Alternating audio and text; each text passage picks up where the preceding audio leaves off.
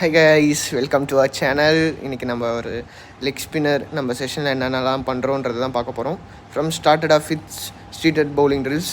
இது எதுக்காக மெயினாக பண்ணால் அவன் ஹெட் வந்து நிறைய ஃபாலோ ஆகாமல் அவன் ஹெட் ஸ்டேபிளாக இருக்கணும். அண்ட் தென் நல்ல ஒரு ஃபாலோ த்ரூ இருக்கணும். அதுக்காக தான் from started off with straight bowling. And then நீ மார்க்ட ரன் அப் மார்க் பண்ணுறான். ஃபஸ்ட் அவன் ஸ்ட்ரைஷாக மார்க் பண்ணுறான். And then is move to 4 steps side வேஸில். எதனாலும் அவன் லெக் ஸ்பின்னர், அவன் ஹிப் ட்ரைவ், அவன் ஹிப் ரொட்டேஷன்லாம் கொஞ்சம் நல்லா இருந்தால் தான் பாலில் பெட்டரான டேர்ன் கிடைக்கும். So is run up and started bowling. Is bowling great.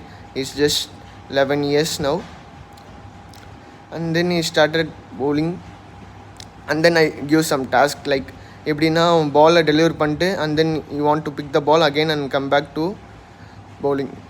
எதனால் இதை மெயினாக பண்ணுறோன்னா, மேட்ச் சுச்சுவேஷனில் நமக்கு கண்டிப்பாக டயர்டாக இருக்கும்.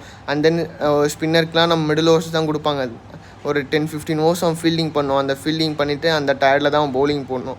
பட் நெட் செஷனில் நம்ம என்ன மிஸ்டேக்ஸ் பண்ணுவோன்னா, நிறையா அவனுக்கு ஃப்ரீயாக விட்டுட்டு அண்ட் தென் மேட்ச்சில் ரொம்ப கஷ்டமாக இருக்கும் இதுமாரி பண்ணுறதுக்கு. ஸோ நெட் செஷன்லேயே இதுமாதிரி ஆட் பண்ணிங்க.